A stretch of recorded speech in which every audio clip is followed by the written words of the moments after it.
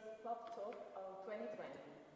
Pop Talks were born because we did not want to share ideas only through clips or tutorials. Sometimes it's also nice to sit down with a colleague and have a chat about an interesting topic. So we are live streaming from Irrigation. You can follow us on the YouTube channel of Pop Dentistry, on the website of Pop's Dentistry and Style Italiano Endodontics, and on Facebook. You can also write your comments in the live chat, and we would like to try it out. So please, can you tell us where are you connecting from?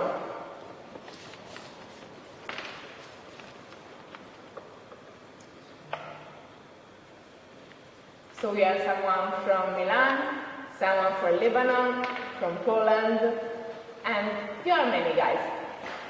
Remember that if you have some questions, you can write them in the live chat and in the comments, and we will try to answer to you during this live event. We have some very nice guests tonight, so I'm going to introduce, first of all, Dr. Riccardo Tonini. Thanks, and nice to meet you here, Francesca. It's a big pleasure for me to be here in such of a communication, such of event, and thanks so much. Okay, Dr. Riccardo Tonini has a master's degree in endodontics and is an active member of the Italian Society of Endodontics and of the Italian Society of Microscopic Dentistry. He is a certified gold member of Style Italiano Endodontics and clinical teacher at the Endodontics Master of the University of Brescia. He also is inventor and co-developer of famous tools like ProTrain, Ergo, Prano, and UFO. Next guest is Professor Massimo Giovarruscio. Hi. Hi, good evening. Thank you, Francesca. Thank you. Massimo is endodontic specialist in the United Kingdom, where he is clinical teacher to under and postgraduate students at King's College of London. He also is professor at the Department of Therapeutic Stomatology at the Session of University of Moscow. Massimo is full member of the European Society of Endodontology and active member of the Italian Society of Endodontics and of the Italian Society of Microscopic Dentistry. He is a certified gold member of Style Italiano Endodontics and co-founder of Delta Denta Academy in the UK. Connected from Valencia, we have Professor Salvatore Sauro. Salvatore is Hello everyone. Good evening. Hi. It's a great pleasure to be here with you. And minimal invasive dentistry at the Universidad Cardenal Herrera, and he is currently vice president of the Dental Materials Group at the IADR. Professor Sauro is honorary senior lecturer at the Faculty of Dentistry of King's College in London and visiting professor at the Session of University of Moscow. Professor Sauro has published more than 100 articles in international peer-reviewed journals with high impact in the dental field, and he is editor and board member of several high-impact journals, such as JVR, Dental Materials, International Journal of Endodontics, Journal of Dentistry, and so on. So welcome to all of our guests, and let's get started with the actual episode, which is about disinfection of the endodontic space. Why did we choose as a first topic disinfection? Well, first of all, because it's a key moment of the endodontic therapy, and because everyone is extremely interested and concerned about this topic that, despite being widely discussed, is poorly standardized. We also know that technological innovation leads us to decrease the operative time of the endodontic therapy. so we can shape the tooth in few minutes. But this can lead us to fill the endodontic space without respecting the minimum irrigation time. We always have a problem because the literature cannot give us strong indication about a protocol of irrigation because there is no consensus. And we are clinicians, we need to treat our patients in a predictable way. So we will try to make a synthesis between literature and clinics. So Riccardo, why do you think there is this kind of contrast between clinics and literature? Thanks from Francesca, first of all. And exactly, this is what happens every time that we have to treat a patient. That sometimes as a clinician, the risk is to be in the middle of a big problem. We can read beautiful articles, we can study, we can read books, and at the end we can have some answers. The most important thing is, we'll be able to put into the practice this kind of knowledge, or maybe as clinicians, as operators, we can find some difficulties, and so it means that maybe we are not able to put them into the practice. It means that probably if we read so many articles, at the end, in the clinical parts, we will be not able at all to put them into the practice. It means that it's a risky situation.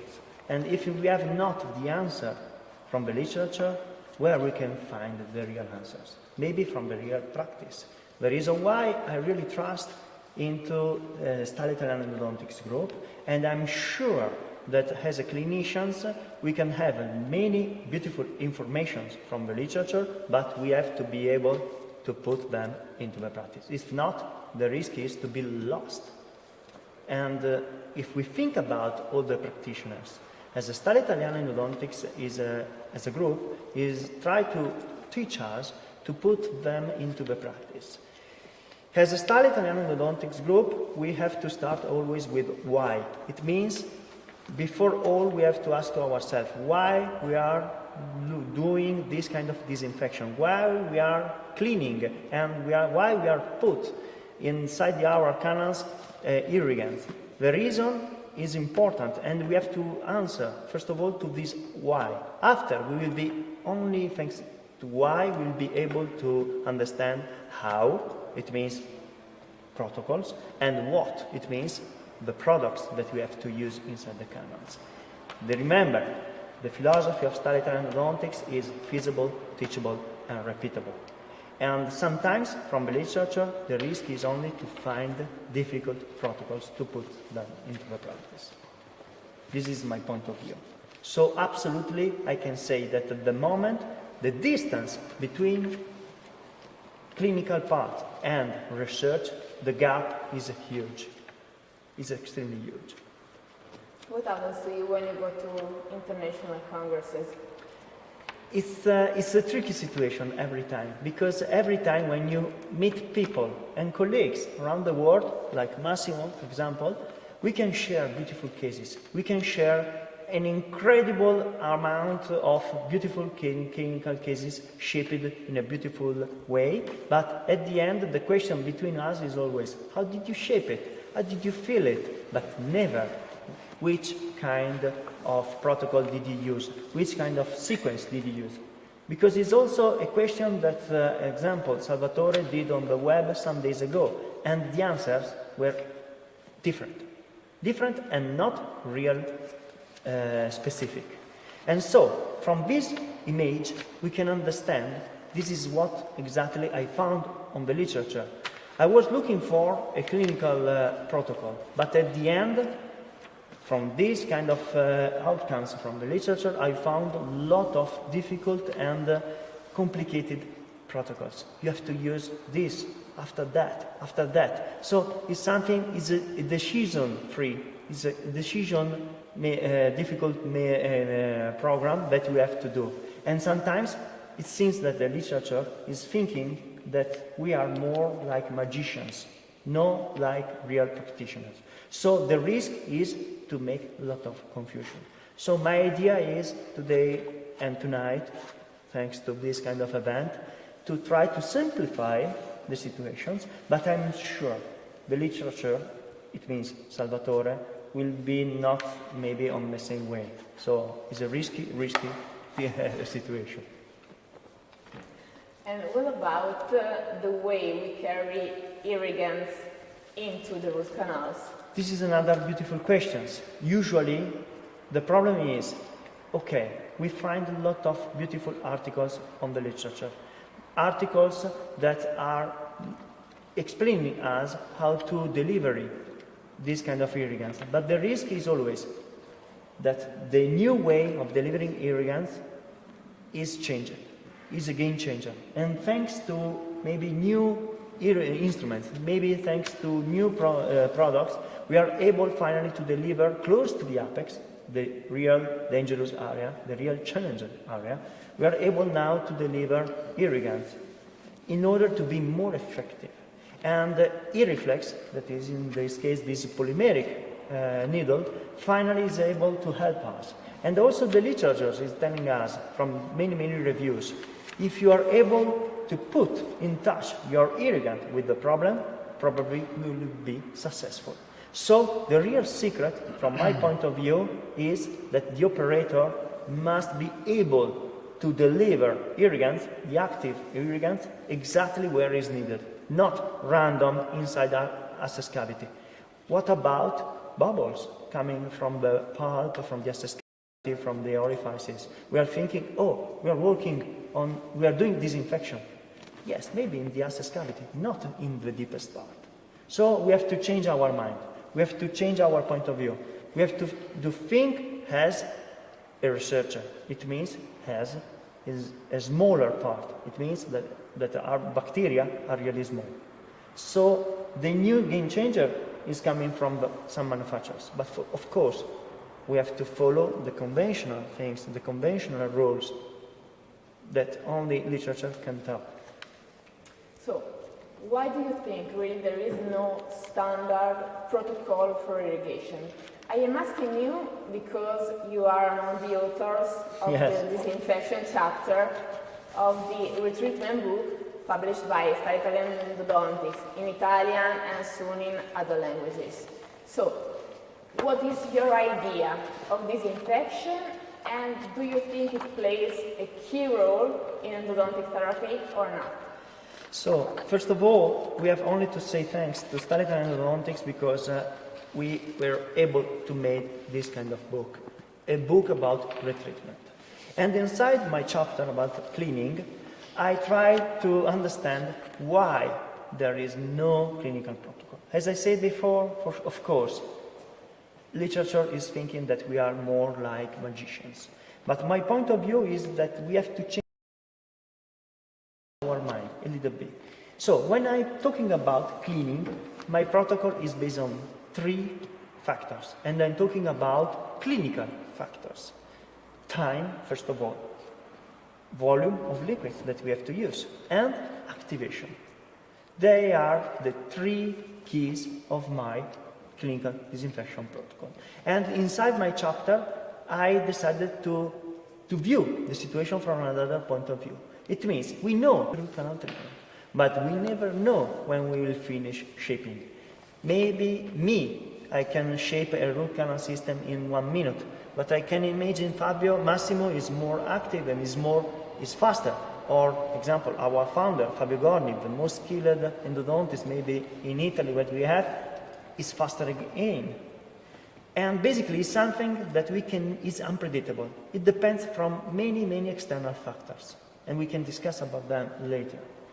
And after, we have a next step that is represented by the real protocol of cleaning and filling. So, in my mind, there is a huge gap between the 2 parts. And if we take a look to the next part, is exactly what we can find in the literature. It means, Francesca, that the final rinse is the only part that is researched, really researched in the clinical practice. It means that from the final rinse we can obtain from the literature time and volume needed in order to complete our irrigation protocols. My suggestion is, let's try to move exactly our final rinse protocol at the end of the shipping protocol, and try to substitute this final rinse protocol with something else, So with what the do you real think? cleaning protocol. So your suggestion is to start counting the disinfection time by the end of shaping. Exactly. Counting the disinfection volume, time and activation exactly at the end of shipping. So this is only a point of view, but a different point of view, because the reason why nowadays we haven't a real clinical protocol is only one, because there is during the shipping an unpredictable time for doing this practice. It depends from many external factors. The reason why a clinician is always lost in translations if we are looking for a clinical protocol in the literature. Instead, if we start in counting volume, time and activation, we'll see which kind of activation. From this point, finally, we'll be able to calculate step by step, and maybe we'll be able to find out a clinical protocol. Okay, so talking about counting, how much? How much? Irrigants. Which Exactly. irrigants? How much? This is the secret question. It's something that also here I found out from the literature that usually a common volume of irrigants from root canal therapy, so an average volume, is around 10 ml of hypochlorite and 2 ml of EDTA as a calm agent. And the speed, the suggested speed for evacuation of these irrigants, even if we are using the most modern needles like Irriflex in polymer, is drop by drop. It means this kind of speed, drop by drop. It means that the volume should be 2 ml, the speed 2 ml per minute. This is first for which reason? Safety. Safety first, because we don't want to push our more, and we don't want to push over the apex, because we know that in any case they are not really well appreciated for reperiodontal situations. And coming back and going forward, please, after that we understood that finally we can use the 2 ml as a speed, we can say, okay, now I have the time, because I know volume, I know the speed, and now I can calculate my time. No. The activation part. And we will discuss about activation later. Yeah, because now I would like to ask you, Massimo, what are we fighting against? Well, great question. And I think that our enemy during the root canal are bacteria for sure. And because obviously we are treating teeth with infection, so the aim of our therapy is to eliminate them as much as possible. Unfortunately, we treat a treatment very blind, so we can't see them. And we hope that with our technique, we have our items that we use during the root canal, eliminate as much as possible bacteria. But unfortunately, we don't have the answer. So this is why the beauty of this group, Stile Italiano and Endodontics, is that because I think that you agree in this, Absolutely, of course. that we are a large group where we can share, try technique, as Riccardo says, try everything to the benefit of the patient and our treatment. So enemy for sure are our enemy, and to be honest, it's very impossible to find all of them. And actually, nowadays in 2020, we saw the developing lots of rotary instrument. That is a great, because every general dentist learn very, very quick the technique, and they are able to do root canal in a very short time. And this could be a benefit and a limit, because we see, and then we see in the future, anatomy could be changed every time, and we need to have the recipe to to afford any treatment. And we can see that every year the company tell us lots of new items that they are not supported by research. This is unfortunately very frustrating for us because we are in the other part of the world, and for us it's difficult to follow what we need to do during the treatment. But Massimo, regardless of the tools we are using, what about anatomy? I mean, in this case, it was kind of challenging for you, I think. Yes, definitely is a challenge, and but I think that is not only the anatomical part of the tooth make a complication, because if you think that a tooth like this put the technician or the dentist in a very strange position. Because not only we need to choose the perfect or the properly rotary instrument, but we need to follow step by step to reduce our mistake as much as possible, because in anatomy complex like this one is not only to reach the end of the apex or to get the working length, but the next point is to do the question to ourselves, how or we are able to deliver our irrigant, because don't forget that to kill bacteria we need irrigant. We don't need to reach the end of the apex. And I love this case because this case represents a challenging, but I understand the student when say challenging the tooth, the first question is which is the best rotary instrument, or which is the technique. I would say that we are able nowadays to kill bacteria. Wow. Or to deliver our powerful irrigant in that such of anatomy. This is the answer. It's not only choose the best rotary instrument. So this is the skill that I would suggest to students when afford a case like that one. I think that nowadays in 2020 we are able to afford a case like that in the easiest way, in the feasible, teachable, repeatable technique. And I think that in the next future, me and Riccardo, we are able to show you which are the secret or the recipe to afford a complex anatomy. But don't forget that the anatomy is not only the anatomy. The anatomy is that we need to discover bacteria, and then eliminate them. Okay, so in your opinion, one of the most challenging factors is anatomy and finding bacteria over there. In your opinion, Riccardo, in my opinion, of biggest course, problem of root canal treatment. We have to consider also here. I want to take the distance from the literature. It's the operator, in my opinion. So the real challenge point of view is okay anatomy, okay bacteria, okay part tissue, but first of all the operator. The operator is the real game changer. Why? Because it's the operator that can decide how much time to dedicate to the disinfection protocol, which kind of devices he has to use, and which kind of techniques. So it's real, the operator is the real game changer from my point of view. And we have to work on it, on the operator. And the ideal situation is try to put in connection, to join operator with the literature and the research.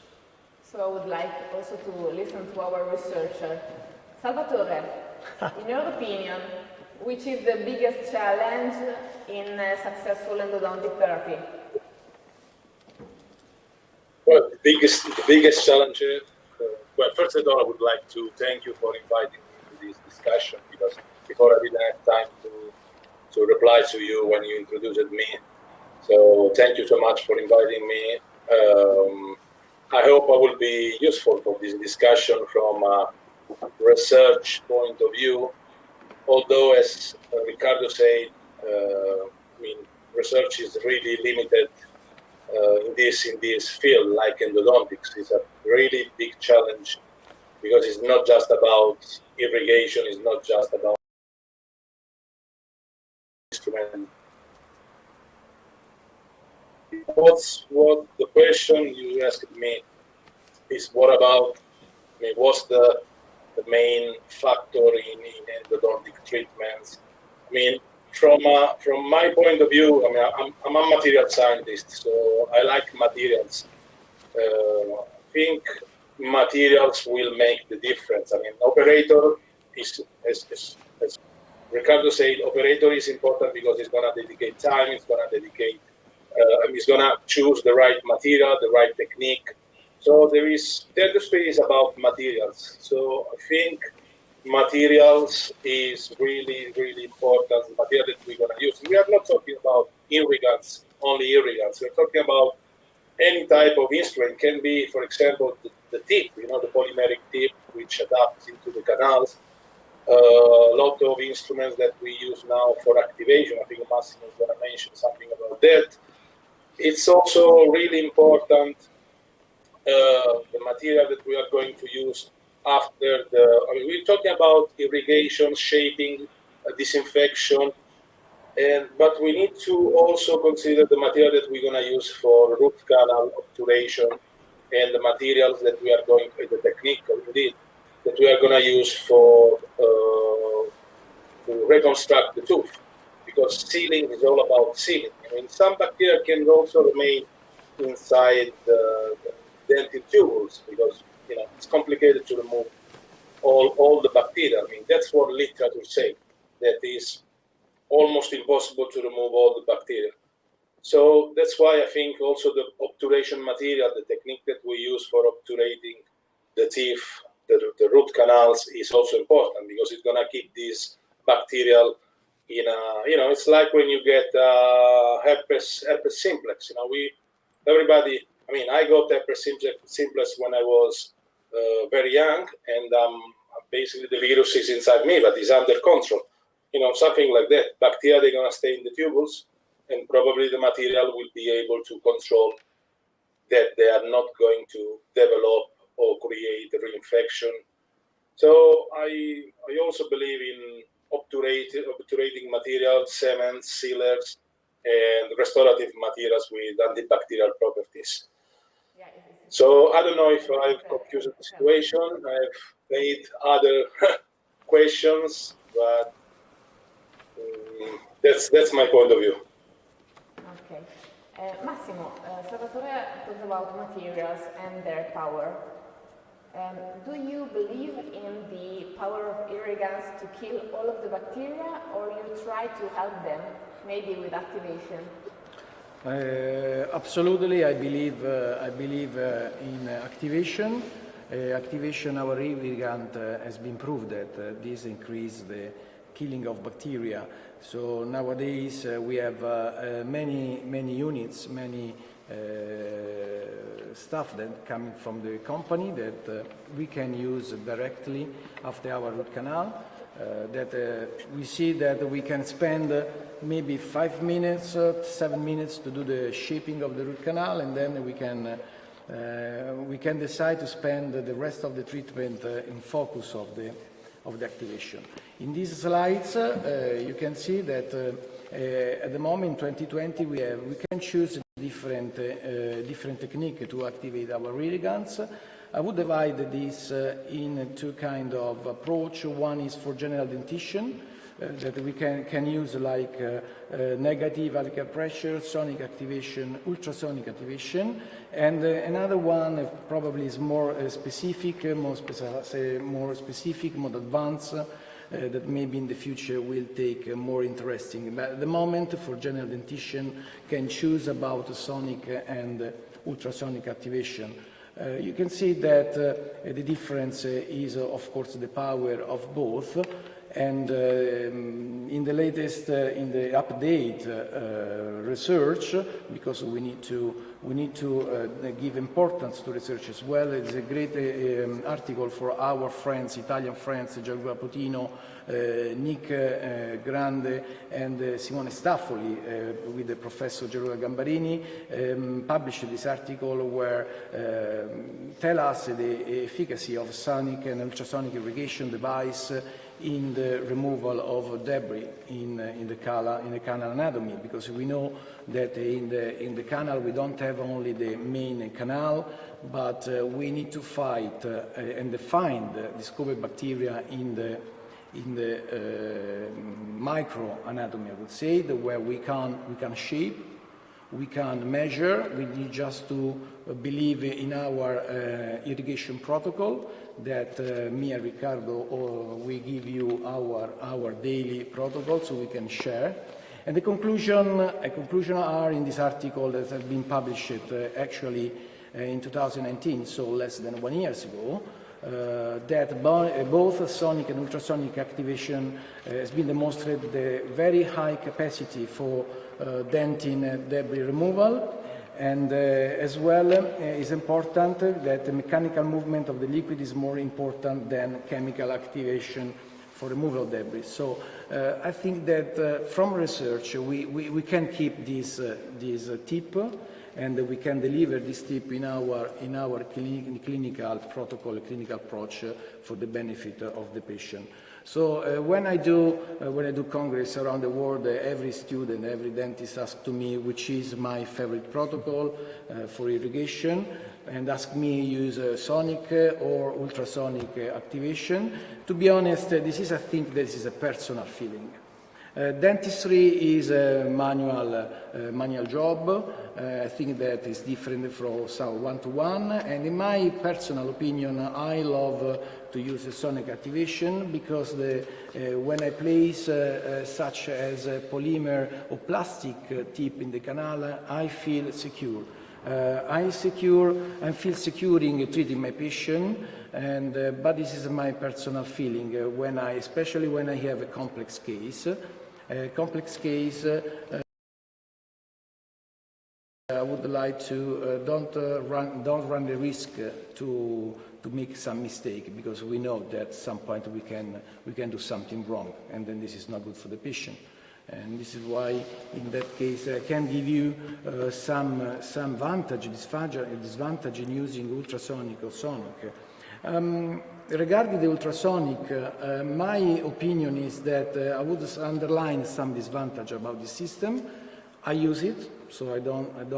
The point is that when I using this tip, I use a metal alloy, and this make me not very comfortable, because for me the metal point in the canal is an uncontrolled movement, so I can't control, I can't see. So I don't know what will be happening in the canal. Maybe maybe we can alter the morphology of the treatment. And as well, my opinion is that when the anatomy is so tight, the tip can be entrapped in the canal, and then the effect of the movement will be decreased. So no advantage in that case. For me, it's a disadvantage in that case. I see from Riccardo's face that he's not totally in accordance with your thoughts. Massimo, we cannot. It's a typical demonstration that from a clinical point of view, maybe also there are a huge gap between two friends, but that this time I have not to be friend with him. I'm really trust in ultrasonic, I'm sorry. And you explained us that it's dangerous to use ultrasonic tape. You explained us that there is to removal of dentin, but in my opinion it depends on what we're using for. So again, the operator is the game changer, because if we use a dedicated device for ultrasonic activation, we can maybe avoid this kind of problem. I'm talking about, I don't know if I can do a commercial name. I saw Endactivator. Now we are talking, honestly, I use Endo-Ultra. Why Endactivator maybe, or sonic activation is not so effective in my opinion? First of all, if I block this kind of activation coronally, I cannot see the tip in action. Instead, ultrasonic activation is completely the opposite. You can find connection, you can touch the walls, and you have energy that is coming from the wall. And if you see the tip of ultrasonic activation, you can't see any activation in the air, because the tip doesn't move. But inside the canal, if you use magnification inside the canal from a microscopic view, the last 3-4 millimeters are working. And here I can see agitation and activation. I know that maybe this is not only the only one No. sonic activation Yeah, devices that you have available on the market. Maybe there is something else. I know the limitation of also of ultrasonic, but from my point of view, here I can see a real activation. Yeah, no, I agree in part with you, I disagree with part of you, because you need to consider that people, general dentists, not like you. So the point is that this is in my case, of course, in a difficult anatomy, like a case like this, for instance, place a ultrasonic device with a metal tip. In my hand, I don't feel that the instrument slide in and out in the canal so easily. This is why, in some condition, I would prefer to use a sonic activation. Nowadays, we have a new instrument coming from, this is Eddie from a VDW, and has the power of VDW. Eddie is much more than the Ultra. Comparable with the ultrasonic activation, but the difference is that the tip is a polymer tip, and then I feel that the instrument run in the canal. I use ultrasonic activation because I love it in different cases, but not every time. I prefer to choose my protocol because it's based about the difficulty of the tooth. But remember that no one is as skilled as us. Yeah, so, sure. Maybe we have to have in our office both. But the reason why not only on the ultrasonic activation is also because I feel that I can hit the irrigant not so much, I know, inside the root canal system. And also that I can create, so I can work on sonochemistry and I can create cavitation. That is extremely important for removal debris from the walls and maybe something later. If I will have could you try to give some advice of which activation should be used according to the anatomy of the tooth? Absolutely. Or of the clinical situation we are facing? Absolutely. Maybe yes. The answer is the anatomy can drive exactly the difference, can make us the difference. Absolutely, absolutely. In fact, because again, I using a sonic and ultrasonic, especially in my protocol. In my clinical strategy, I divide my case in a regular case or complex case. It depends on the anatomy. We saw before the complex of the anatomy. So again, we're using ultrasonic activation because, of course, it's more powerful. So the power that is delivered to our irrigant is much powerful. But remember that with a new device, maybe this difference will be equal. Yes, maybe this point. Also here, the researcher can answer us, and the answer that we have in the use of sonic and ultrasonic is only one. They are both safe. They don't create any kind of extrusion. So this is a common point, safety. What do you think? Well, see, yeah, there are both. There are safe. Again, I don't want to make a preference in one or the other one, but my protocol, I would like to divide in terms of difficulty. Wide canal, open apex. I love to use ultrasonic activation because, as you told us, is more powerful. This has been demonstrated clinically, and of course, if the anatomy become complex. With a different anatomy, with severe curve or complex anatomy with lateral system, or anatomy that become complex for every specialist as well.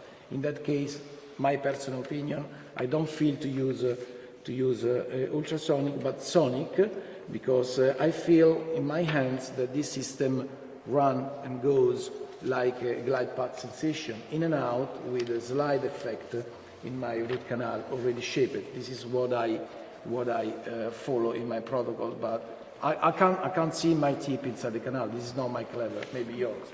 So Riccardo, can you tell us some more benefits of using ultrasonic activation of the irrigant, maybe in retreatments or where you have to remove something from the canals? This is a video that I recorded and was absolutely amazing as the ultrasonic activation was able to push our irrigants laterally. This is what happened in vivo, not in retreatment, so in sound tooth. And maybe we can have something similar from a sonic point of view. The difference is extremely evident when we are talking about retreatment. And as we discussed in the book, retreatment is a real game changer.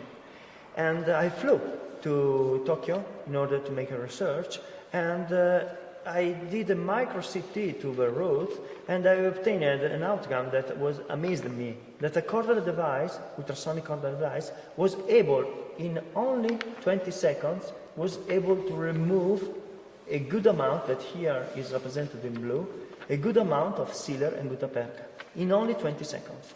Why 20? Because also this is a number that is suggested from the literature, 20, 30 seconds. And here, from the literature, we can see that it's exactly like that. In vivo, in few seconds, we are able to remove gutta perca from the root canal system. And this video, it was exactly after shipping. So it means that the amount of remnants that we leave inside the root canal system after the retreatment is a big amount. And sometimes we can see that beautiful retreatment can fail, like beautiful treatment. And we don't know why. The reason is maybe that we lose and we leave a huge amount of remnants on the walls.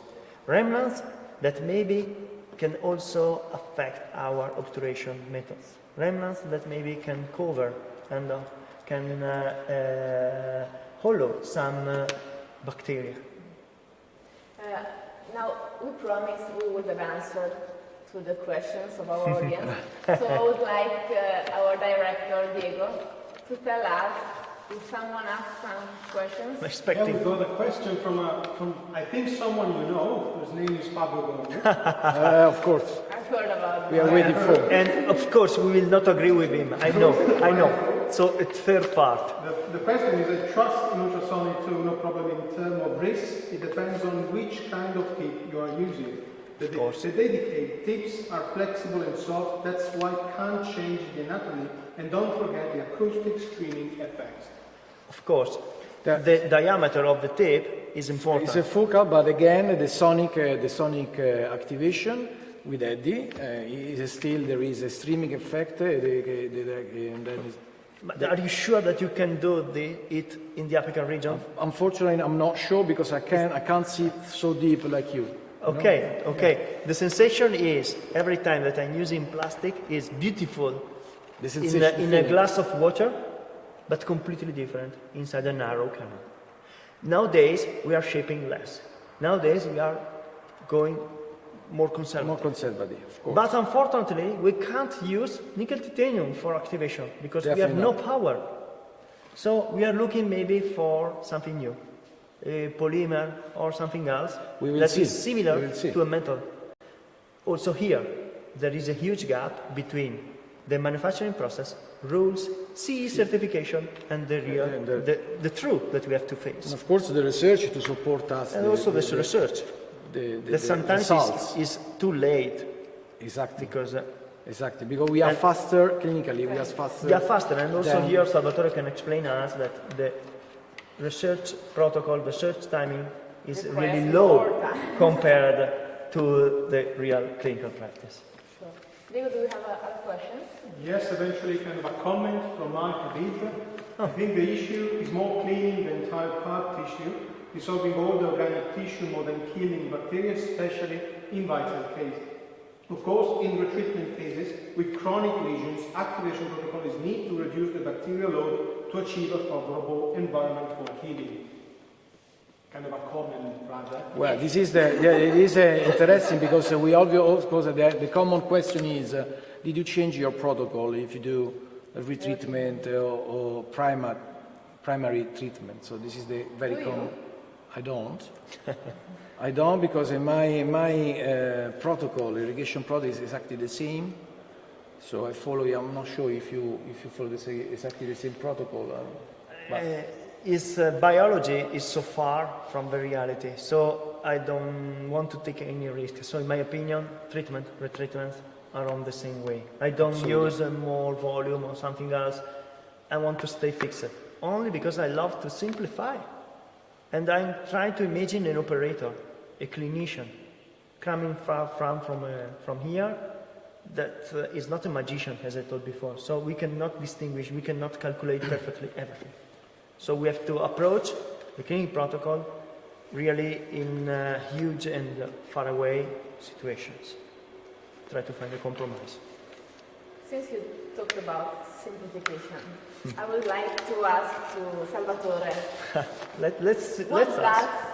literature say? Are we trying to simplify too much?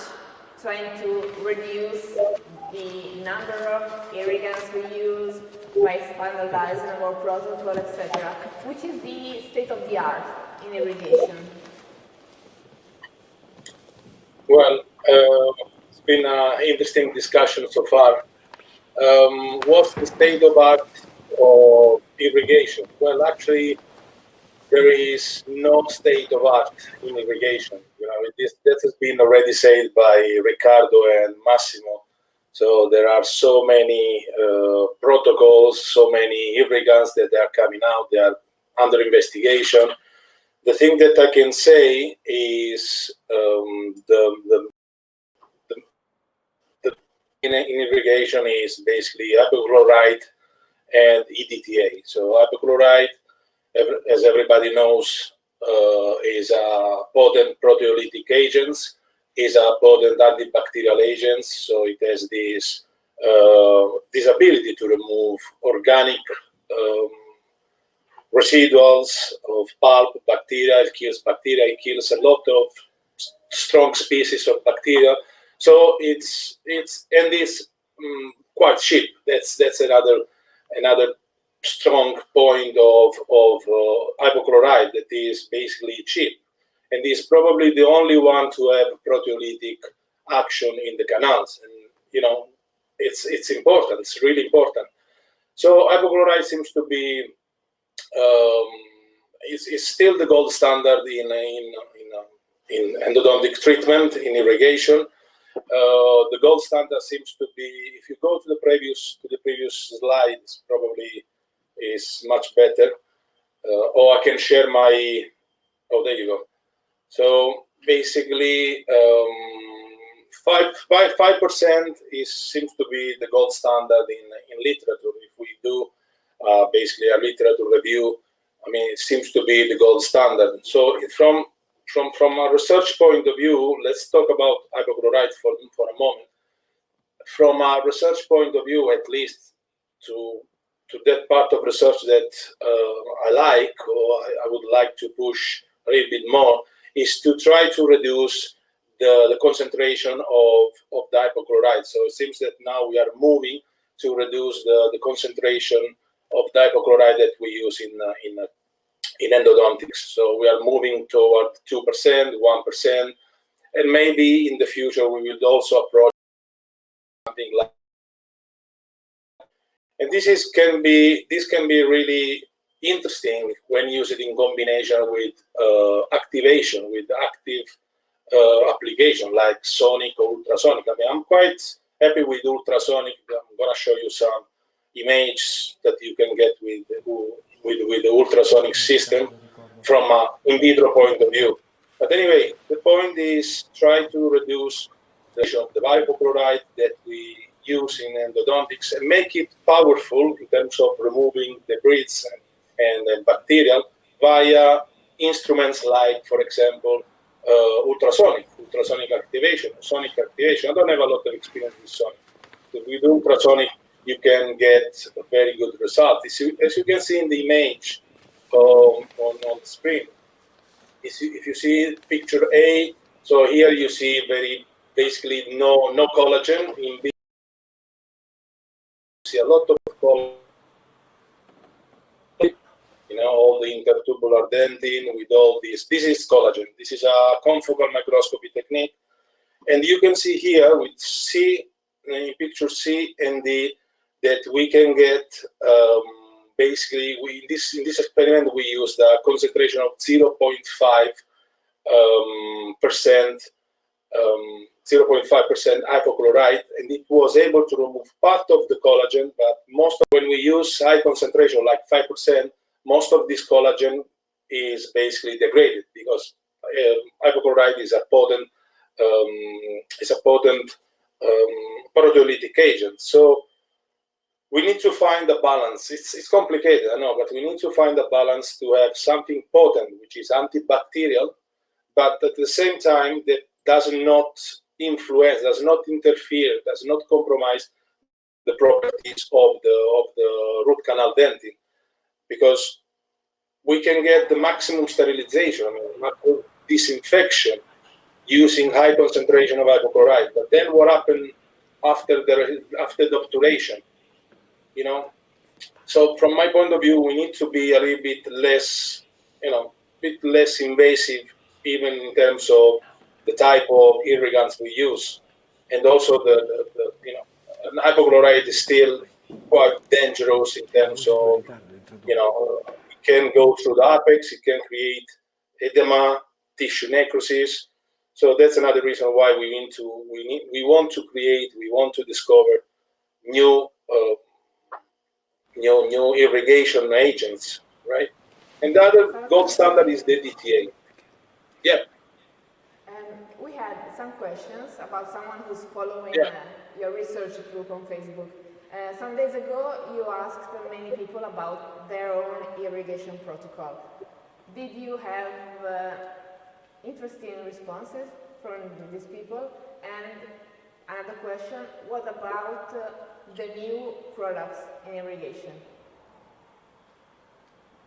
Yeah, that's what we are saying. So one of the material that we have tested, we have tried in research in our laboratory is the BioAct. So basically, it's an irrigation, metabolic substrate antibacterial agents for irrigation. So it's made of silver citrate dihydrate and citric acid, basically. So it's a combination. It's basically a chelant with potent antibacterial agents, with antibacterial properties. So what we have observed with our research,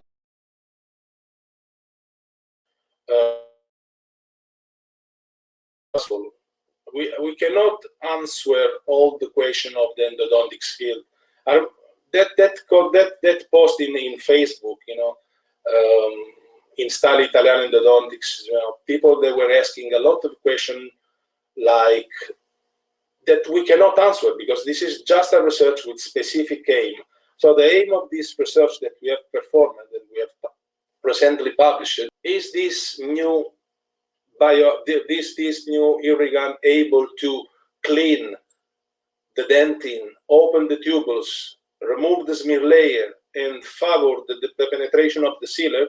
Well, that's the aim, that's the question of the study, and actually that's what we have answered. So that this new BioAct, this new irrigation agent, was able to remove much more smear layer, especially on the apical part of the root canal compared to the EDTA. So it means that it is quite effective in removing the smear layer and allow the penetration of the sealer, because that's a really important point in endodontics. After shaping and after disinfection, after irrigation, what we want to achieve is a perfect, the best as we can, sealing that needs to stay there over time, right? So if we can get a better penetration of our cement, our sealer, especially if you are using new generation bioceramic, but that's another story. That's what I think what we would like to achieve with our endodontic treatment. So the aim of the study was, is this BioAct able to remove smear layer and allow penetration of the sealer? Yes, compared to the hypochlorite, compared to the DTA, which are the two gold standard irrigants used in endodontics, we can answer yes. From this study, this material has very promising application in endodontics. Is it antibacterial? Yes, seems to be antibacterial. We have tried it against Treponema denticola, against fecalis, Enterococcus fecalis, and he was basically able, like hypochlorite, which is the gold standard, the main antibacterial agent that we use in endodontics. So it has the same activity in killing bacteria.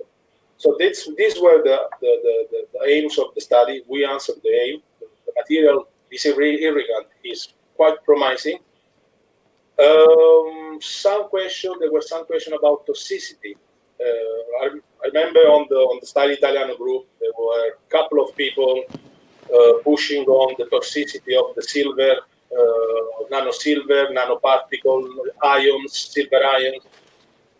This type of material, this type of irrigant comes from medicine, comes from other fields. So it has been already applied in medicine, surgery, veterinary, and the material is absolutely not toxic. So if it's not toxic in surgery, you can imagine the toxicity of this material in endodontics. I mean, I'm not saying that endodontics is less important than surgery, because we also have endosurgery, but we can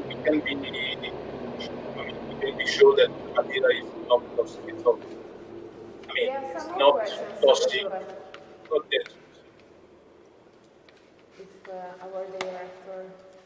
Yeah. So, there is a big question, as some of our user says about it, hypochlorite extrusion. What do you think about it? And then we have some questions about bioact. Bioactive extrusion.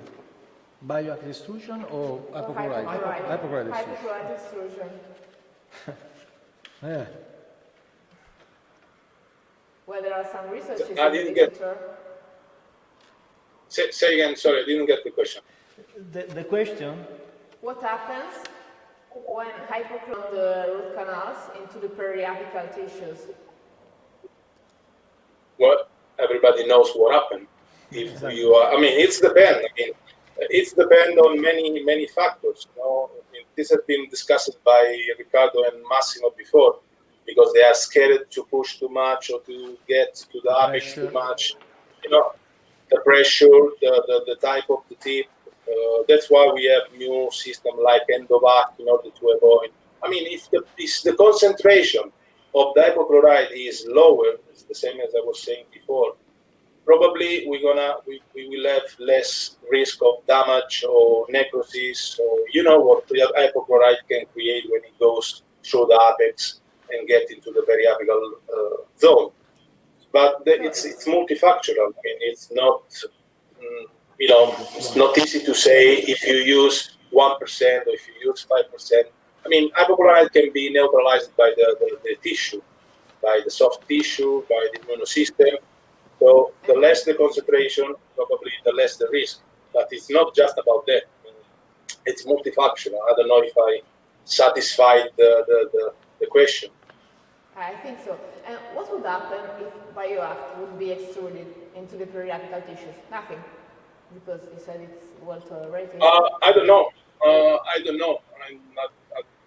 really don't know what is going to happen with bioact. I mean, absolutely, it's not that toxic like hypochlorite. So I suppose that you can have something like iatrogenic effect on the tissue, but I think it's not. But I'm speculating. You know, I think it is not that dangerous. You cannot create the same damage that you can create with hypochlorite when you have extrusion through the apex. I mean, as I said, bioact comes from surgery application, and it was invented for surgery, disinfection, antibacterial control during surgery. So it's very well tolerated by the soft tissue compared to the hypochlorite. So the concentration of silver is very low, is less than 100 microns. Actually, I can assure you that is really less than 100 parts per million. Around 34 parts per million. I mean, this is an industry secret. We don't really know how much silver they placed inside, because they were not going to tell us, but it's absolutely less than 100 ppm. Which I think is very interesting. And it is bioact a replacement for any of the two conventional irrigants, like sodium hypochlorite or EDTA, or just another?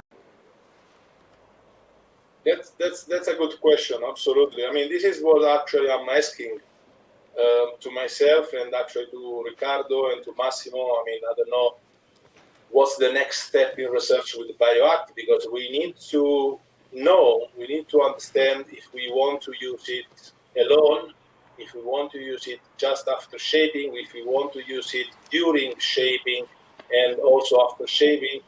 I mean, we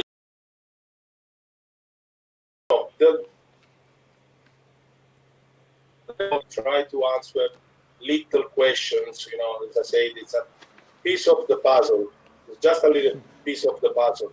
And in fact, if you read the material method, we used it after instrumentation. So basically, we created the smear layer with instrumentation, with the rotatory files, and using only PBS as a solution. And then after the shaping, we used BioAct for irrigating the canal with a specific time and a specific amount.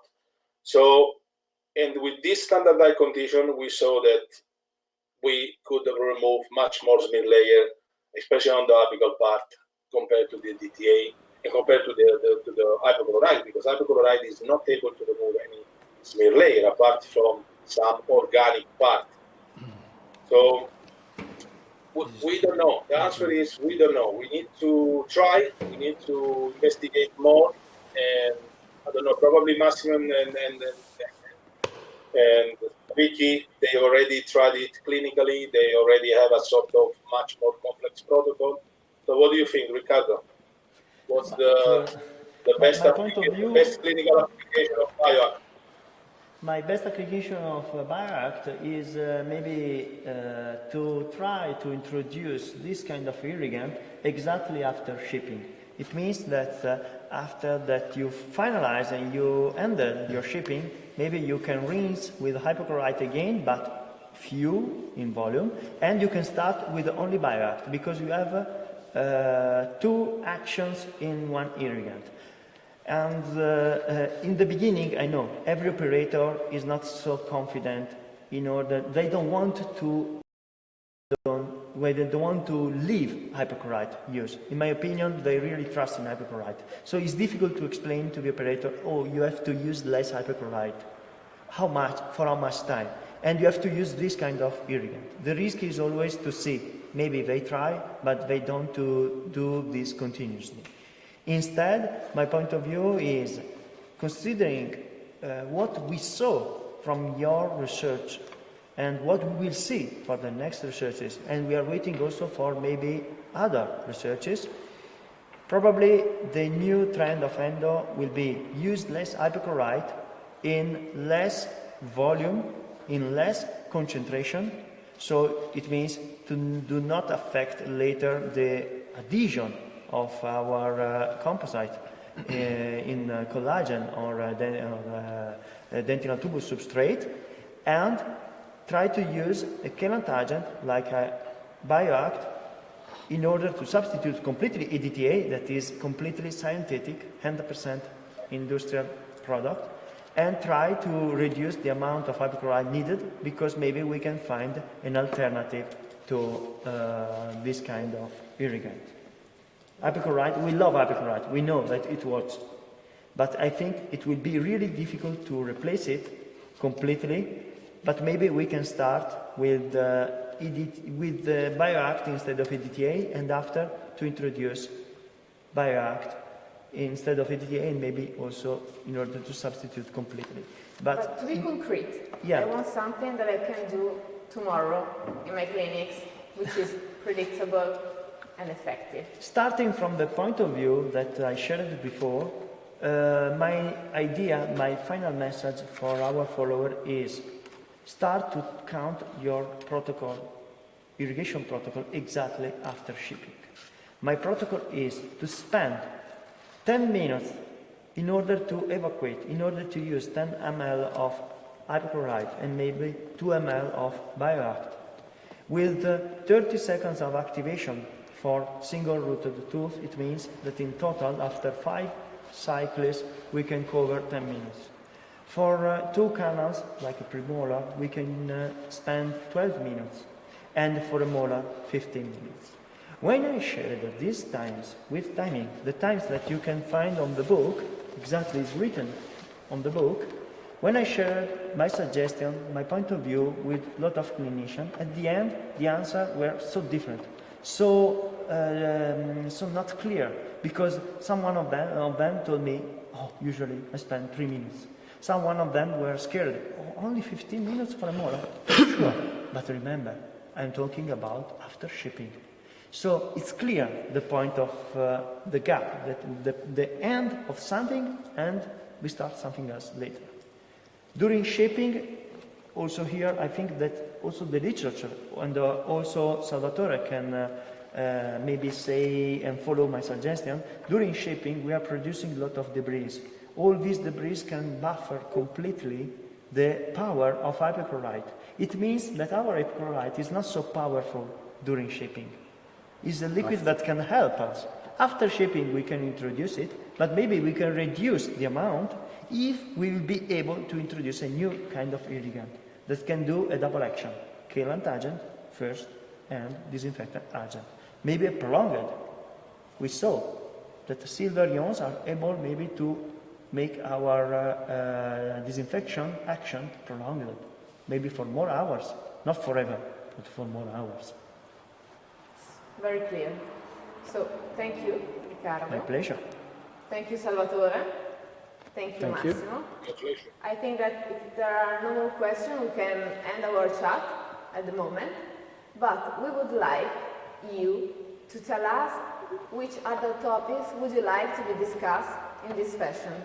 So I hope to see you soon in another pop talk. Thank you very much.